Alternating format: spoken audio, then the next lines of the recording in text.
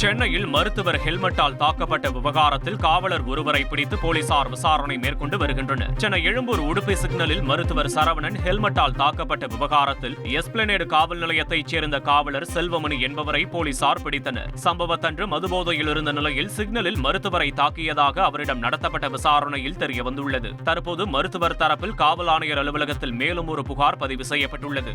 நாமக்கல் பகுதியில் 1 லட்சம் ரூபாய் மதிப்பிலான நகராட்சி குடிநீர் குழாய் உதிரி பாகங்களை திருடிய இளைஞரை போலீசார் கைது செய்துள்ளனர். நாமக்கல் மாவட்டம் பள்ளிப்பாளையம் நகராட்சியில் உள்ள வார்டுகளில் குடிநீர் குழாயில் பொருத்தப்பட்டிருந்த மீட்டர் மற்றும் பித்தளை வால்வுகள் தொடர்ச்சியாக திருடப்பட்டு வந்தன. இதுகுறித்த புகாரின் அடிப்படையில் சிசிடிவி காட்சிகளை ஆய்வு செய்த போலீசார் நவீன்ராஜ் என்பவரை பிடித்து சந்தேகத்தின் அடிப்படையில் விசாரித்தனர். 2 மாதங்களாக இந்த திருட்டு சம்பவங்களில் ஈடுபட்டு வந்த நவீன்ராஜ் பழைய இரும்பு கடைகளில் அதனை விற்பனை செய்து சுமார் 1 லட்சம் வரை சம்பாதித்துள்ளார் என விசாரணையில் தெரியவந்துள்ளது. இதனைத் தொடர்ந்து அவர் நீதிமன்றத்தில் ஆஜர்படுத்தப்பட்டு சிறையில் அடைக்கப்பட்டார்.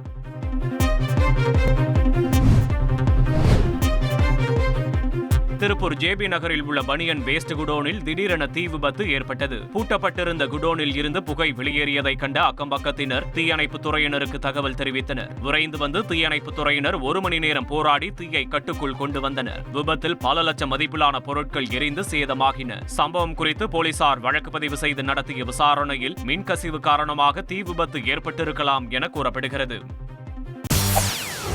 செய்திகளை உடனுக்குடன் தெரிந்து கொள்ள உடனே சப்ஸ்கிரைப் பண்ணுங்க.